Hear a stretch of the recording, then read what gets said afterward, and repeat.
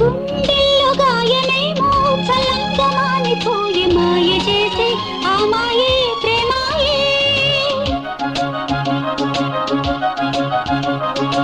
ఎంత గాయమైన గానీ నా మేనికేమి కాదు పువ్వు సోకి నీ సోకు కందేనే.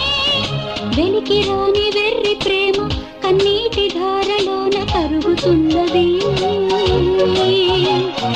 నాదు శోకమోపలేక నీ గుండె బాధపడితే తాళనన్నది.